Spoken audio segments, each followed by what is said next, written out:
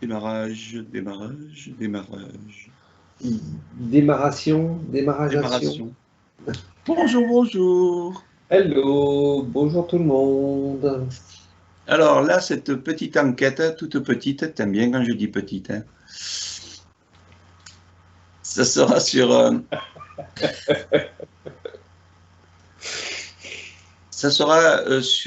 la respiration. Inspiration, respiration. Alors, rien que déjà là, qu'est-ce qui te vient rien que sur ce mot respirer? Alors, bon, tout de suite qui me vient, c'est on respire mal. On respire mal par rapport à des ancrages. Et là, bien sûr, ça revient sur ma personne. Et ce qui me vient tout de suite, c'est quand on est jeune, c'est gonfler les poumons. Et là, D'abord. avant de gonfler les poumons, avant de gonfler la cage thoracique, on travaillait avec notre ventre, on respirait avec notre ventre. Que maintenant, tu as les trois quarts de la population, voire peut-être même plus, qui respirent par la cage thoracique et non par le ventre. Ok. Donc, juste avant de démarrer ça, le fait qu'on dise quand tu respires, tu inspires et tu expires. Donc, inspiration serait la vie et expiration serait la mort. Est-ce que ça te parle? On meurt à chaque inspiration. Non, Enfin, c'est entre guillemets encore, ouais, hein. on va dire, oui, on va dire une idée reçue. Euh, Moi, je dirais qu'à l'inspiration, on va. Non, c'est vrai que c'est pas facile. Là, j'ai le mental qui vient de me refaire un petit peu suer parce que quand je fais une séance d'hypnose, j'invite les gens à inspirer de belles choses et à expirer le négatif. Donc, peut-être qu'en revenant par rapport à ce que tu me dis, on inspire la vie, donc on inspire de belles choses et on expire. Quand on expire, on rebalance, tiens, ce que le sang, ce que les toxines du sang nous envoient. Mhm. Tiens, on revient au sang. C'est marrant ça. Donc on inspire, on nettoie notre sang, nos poumons nettoient notre sang et on expire, on envoie tout ce que le sang n'a plus besoin. Ok. Donc là, on va voir côté mécanique au niveau de la respiration, comme on disait tout à l'heure, donc par rapport au bas-ventre. Donc, il y a euh, beaucoup de yogis ou autres, beaucoup de gens qui ont travaillé, on va dire, en méditation grâce et avec la respiration. Bon, déjà, on va regarder au niveau du dos. On dit qu'un dos courbé, c'est-à-dire un dos non arrondi, c'est-à-dire qui rentre à l'intérieur, ne serait pas la bonne position. Ce serait plutôt un dos arrondi. Est-ce que déjà, au niveau de la posture, ça te parle? Alors je suis en train de chercher, de voir quelle est la meilleure position. Et là, j'en reviendrai à chaque personne est différente. Chaque personne le ressentira à sa manière. Donc j'essaie de voir déjà une personne le dos courbé, C'est-à-dire dos arrondi. dos arrondi, pardon. Ouais.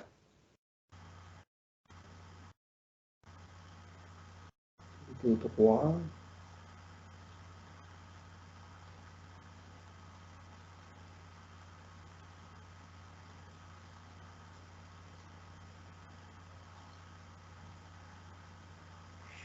Donc je les mets côte à côte et je n'arrive pas à avoir de différence. Je cherche au niveau de la trachée, de la position par rapport à la trachée, par rapport à l'inspiration ou l'expiration, et je n'arrive pas à trouver de. Alors, je vais t'aiguiller pour que tu puisses te cibler à l'endroit pour regarder. En fait, quand on fait une bonne respiration par le ventre, on remonte, si tu veux, le côté du. Alors, pour ceux qui ne connaissent pas, le côté du caca-pipi, là, tu sais, quand on se retient, il y a un muscle, Ouais, le périnée, et qui remonte, donc, qui vient compresser avec, donc, on va dire, l'inspiration au niveau du ventre, du nombril, qu'on vient compresser au niveau de la colonne vertébrale. Donc là, on vient toucher le premier chakra. Est-ce que ça, tu vois ça? C'est-à-dire qu'une personne qui rentre son ventre, qui rentre au niveau aussi du périnée, on va dire, qui remonte ces muscles-là, et qui compresse le premier chakra.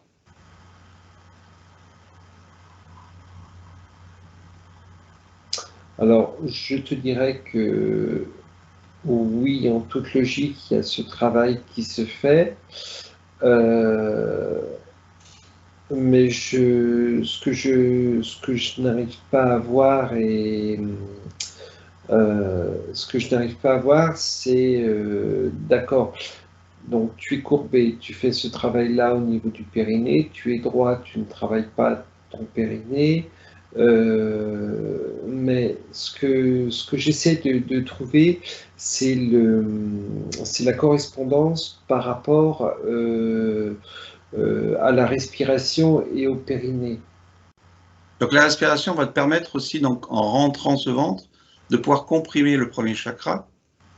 Et donc essaye de regarder cette compression qui va donc envoyer de l'énergie au deuxième chakra, donc en contractant aussi les abdos beaucoup plus haut, et ensuite monter jusqu'au troisième chakra et l'énergie se mettre en place toute seule jusqu'en haut. Et ensuite, à l'expiration, on relâche. Et ce qui est drôle, bon, je suis quand même à peu près droit, donc je fais ce...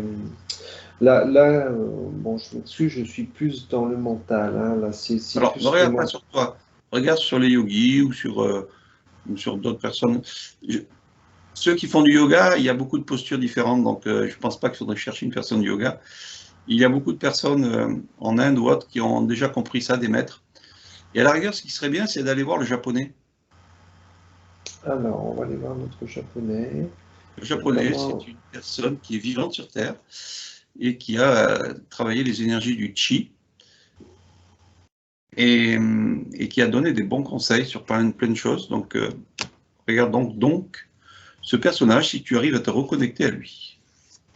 Oui, oui, on va dire, je suis avec lui.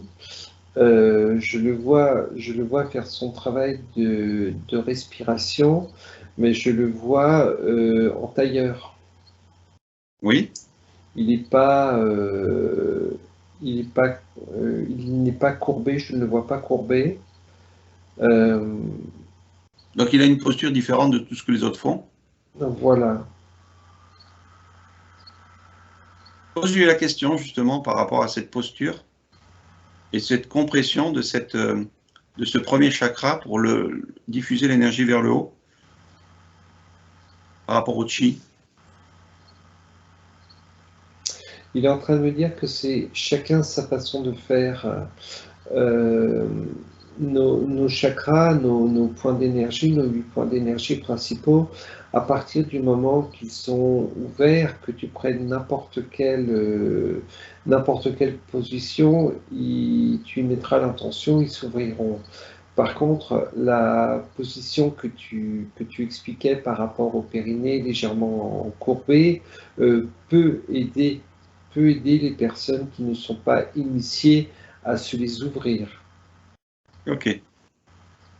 Donc, admets, le chi, l'énergie vitale, le prana, et après il y a tous les noms là-dessus, comment il le perçoit par rapport à la respiration?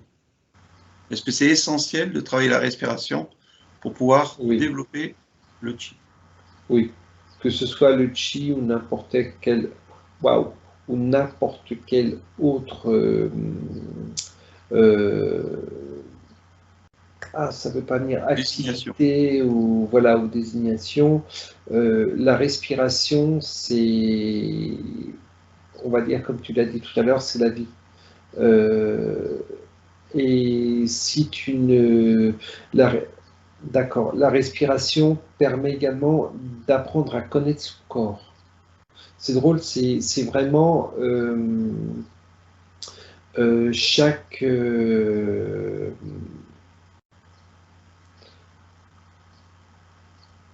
quand plus tu vas aller chercher loin dans ta respiration et plus tu vas aller chercher loin dans ton corps, dans ton véhicule. et plus tu vas apprendre à connaître ton véhicule. Donc une personne qui fait de l'asthme a mal appris à respirer. Tout à fait. Il pourrait évacuer son asthme s'il travaillait, admettons, cette respiration du bas du ventre. Tout à fait. Alors, on va appeler l'asthme simple. Les personnes qui se disent asthmatiques, simple. Tu en as d'autres qui, bon, malheureusement, ont créé un asthme beaucoup plus... enfin, puis même, on est en train de me dire que même les personnes qui ont un asthme très, très fort, très développé, en apprenant tranquillement à respirer, ils pourraient évacuer. Ils pourraient l'évacuer. Ok. Donc là, par rapport à cette énergie qui monte, donc premier chakra, voire au deuxième, etc., le chi se développe à partir du troisième, c'est ça? Enfin, le chi est déjà en nous, hein, mais comment amplifier ce chi par la respiration? Alors, pas du troisième, mais du quatrième, du cristallin. Qu'est-ce qui te dit ça? Voilà, là, c'est ce qu'il me dit. Hein. On est vraiment sur le cristallin. Il y en a, c'est marrant, je l'ai encore vu hier auprès d'une personne. On parlait des points d'énergie et cette personne, elle me dit oh bah, j'ai mon plexus et là elle me montre entre le plexus et le cœur, vice versa, pardon, entre le plexus et le cœur. Et elle me montre vraiment le cristallin et elle me dit je ressens vraiment toute l'énergie de mon plexus qui se développe là. Et là j'ai dit vous n'êtes pas sur le plexus, vous êtes sur le cristallin. Et là, c'est vraiment l'image que notre japonais nous montre, c'est le cristallin. Ok, cette énergie se met en place grâce à la respiration, c'est-à-dire s'amplifie grâce à cette respiration. La respiration et l'intention, on en revient toujours également à l'intention. Ok. Alors, on va rester sur le chi, admettons, à cet endroit-là.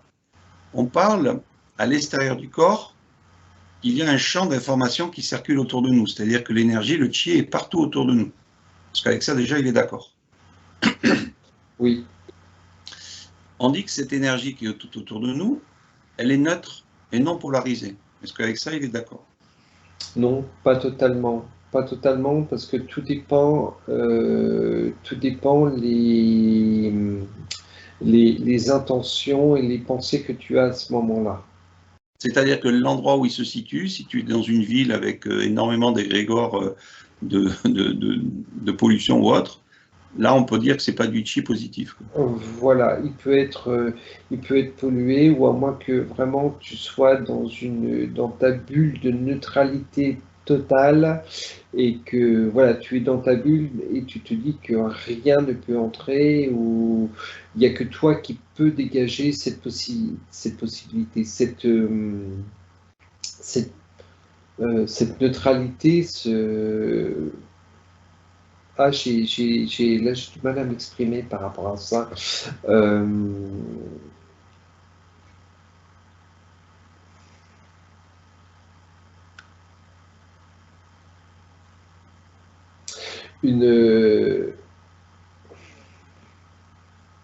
Réitère ta question, s'il te plaît.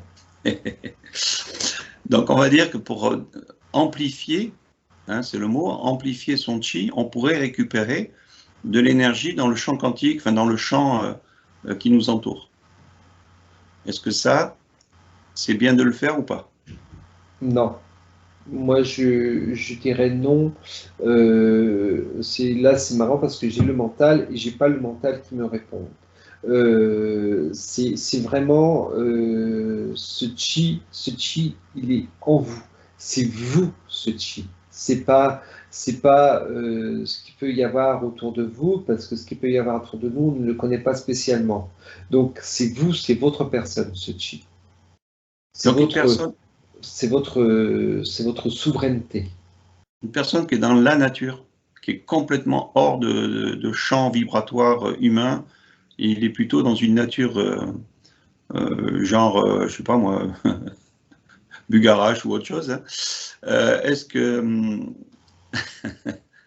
justement le fait d'être dans ces énergies entre guillemets neutres, ça peut aider l'amplification de ce chi et au contraire se servir de cet endroit neutre pour amplifier son chi. Alors je dirais que là, oui, c'est tout à fait possible, mais on me met, bien sûr, il y a toujours un mais. Il faut vraiment que cet endroit soit très haut au niveau des vibrations. Et au niveau de la respiration, donc ça veut dire quand on inspire, est-ce qu'on n'inspire pas finalement du chi extérieur?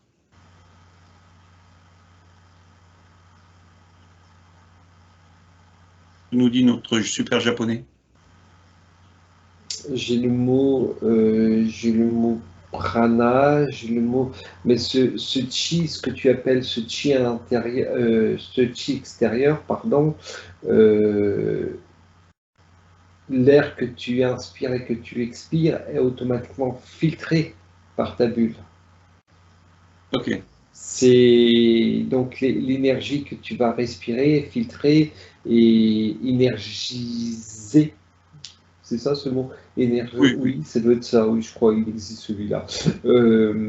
Donc tu vas respirer de l'énergie, tu vas t'auto-alimenter. Ok. Donc une fois que cette respiration aide à monter cette énergie au niveau de la colonne vertébrale, donc tu vois bien cette énergie sur cette colonne vertébrale au niveau des points de chakra.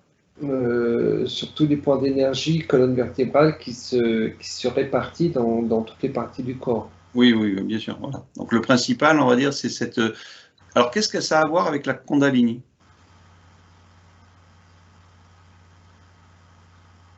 Parce que c'est deux trucs différents. Oui, non. C'est comme si qu'il y avait une partie qui en faisait partie et une autre partie qui ne faut pas se servir, qu'il faut pas mélanger. On a pour arriver à cette cette concon-là, il faut quand même se servir de cette respiration. C'est drôle, pour la concon, je vois de l'aide Kundalini. extérieure. Kundalini, oui, c'est ce que je viens de dire. Je vois que c'est comme de l'aide extérieure où tout n'est pas à l'intérieur de soi.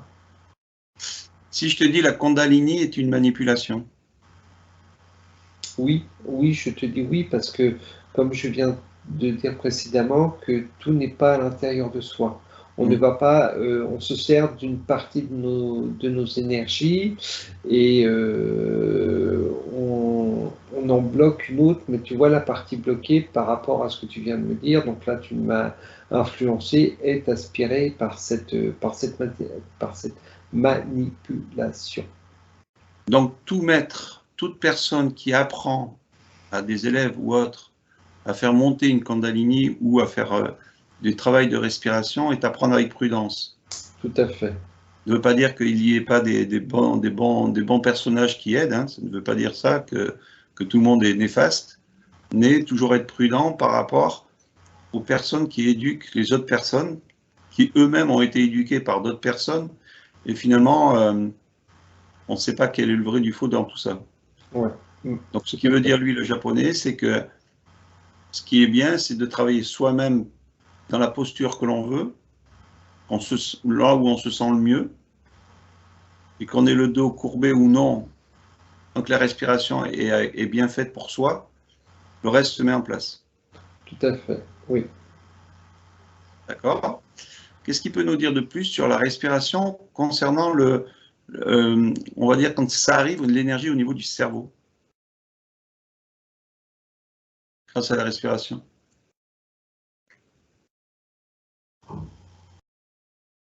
Quand on ventile ce cerveau, Euh, alors, ce qui me vient, c'est comme si que le cerveau était un petit peu déconnecté. Le cerveau est automatiquement alimenté par le sang par rapport à la respiration, mais ces exercices de respiration sont déconnectés du cerveau. Euh, les personnes, le, Ah, flûte. Les personnes qui font ces travaux de respiration, quelque part, se déconnectent à leur véhicule.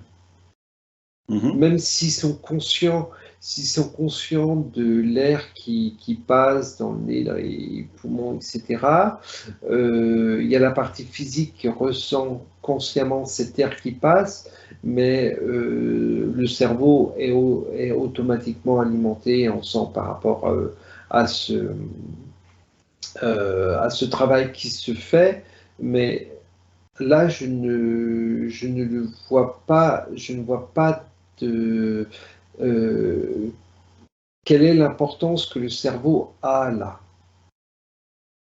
Est-ce que tu vois les connexions qui s'amplifient au niveau donc, de la glande pituitaire ou même celle de la glande pinéale?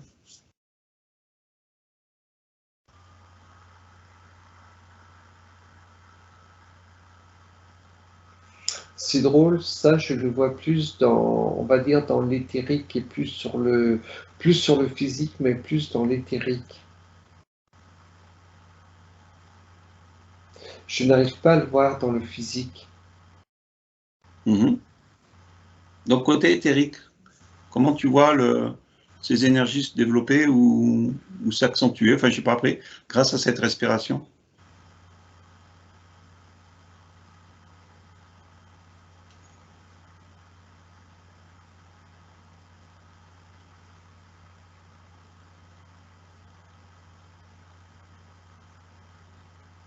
Ce qui me vient, c'est, c'est poser, c'est sagesse, on a une certaine dissociation qui se fait entre le véhicule et l'éthérique, et c'est posé, Si je te dis l'instant présent, n'est plus, passé, futur, n'est plus. neutralité, n'est plus. Non, neutralité, je te dis oui. Une personne qui fera une bonne respiration, tranquille, posée, aura chassé, chassé toutes les pensées qu'il peut avoir, et il sera bien dans son entièreté, et que ce soit sur le plan physique ou sur le plan éthérique, sera posé. Donc, en toute logique, sera neutre.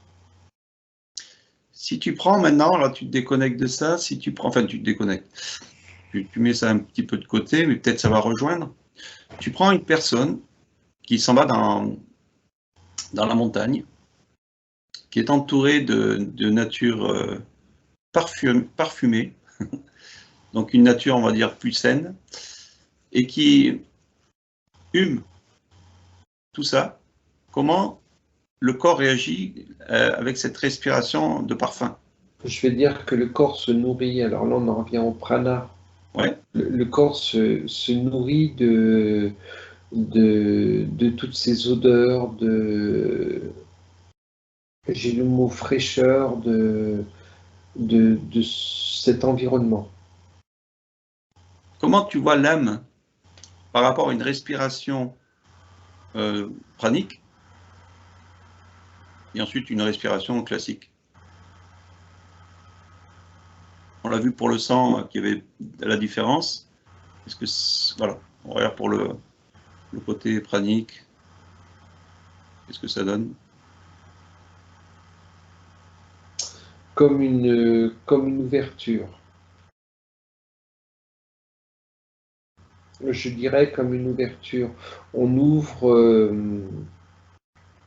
on ouvre la porte ou les portes de la sagesse, du bien-être. Donc on va dire un être humain pourrait vivre sans, sans manger normalement de la nourriture, se nourrir que simplement de Alors, respiration. C'est marrant parce que j'ai le mental qui dit non, non, non, non, c'est pas possible. Et j'ai un gros oui qui vient par-dessus ça. Donc, se nourrir uniquement de prana, euh, c'est très, très contrario, mais j'ai un oui qui vient. Ok. Combien de temps le corps pourrait vivre sans alimentation extérieure? Enfin, extérieure, je m'entends, hein, nourriture physique. C'est drôle, j'ai le mot qui vient indéfiniment. Et là, le mental qui est en train de me dire non, mais t'es complètement barjot, là. Donc, on ne va pas dire aux gens d'arrêter de manger, hein. Chacun fait ce qu'il veut, ce qu'il a envie de faire et comme il en a envie. Mais voilà, là, on donne juste simplement des informations, juste pour voir de ce que toi, tu peux capter de ta perception. Si je te dis vivre sans amour, c'est respirer sans oxygène. L'amour, l'amour est un tout, l'amour est un tout et l'amour est tout. Donc, oui, oui, et là, par contre, j'ai du mal à me détacher du mental par rapport à ça. Ah, Euh, regarde notre japonais, qu'est-ce qu'il peut dire de cette phrase? Vivre sans amour, c'est respirer sans oxygène. Poétique. c'est poétique, mais sans amour, il me dit sans amour, tu ne vis pas. Mhm. Donc, sans amour, tu ne respires pas. Bon, on fera peut-être une enquête sur l'amour un jour. Allez, sur cette belle citation, nous allons laisser ce gentil japonais et lui dire merci pour ces informations. Konnichiwa. Et nous allons remercier tous nos abonnés et ceux qui nous découvrent Merci, et nous retrouver merci, sur merci à vous une nouvelle tous. investigation. Merci, merci à toutes et à tous. Commentez, commentez, mettez des commentaires, posez-nous des questions. Christian sera un plaisir de répondre. Oh oui, oui. Non, mais j'adore, moi, j'ai vu, alors tu vois, juste à titre indicatif, comme ça permet aussi de le dire, il y a beaucoup de sites internet, enfin de sites, de pages Facebook, là, machin, etc., où ce n'est pas commenté par l'auteur. Donc c'est un peu dommage. Alors il y en a qui vont dire oui, mais au moins j'ai 12 000, 15 000, 100 000 personnes, je ne peux pas répondre à tout le monde. Mais je trouve que c'est un petit peu déplacé parce que c'est vrai qu'on se met en avant sur la scène et du coup on n'assume pas. Moi j'aime bien assumer et laisser la parole à tout le monde et pouvoir répondre à ceux qui en ont envie. Et puis voilà, ce que je veux dire, après tout, on a aussi cherché nous-mêmes des informations, on était bien content d'avoir des réponses. Donc voilà, bon, c'était juste le petit truc. Donc oui, je vais m'efforcer à répondre à tout le monde si YouTube ne censure pas non plus des messages comme ça a été déjà sur certaines vidéos. Voilà, ce sera le mot de la fin. As-tu un autre mot à donner? Non. Profitez de la vie, virez vos croyances, croyez en l'amour, vive l'amour. Voilà. Ciao, ciao. Ciao!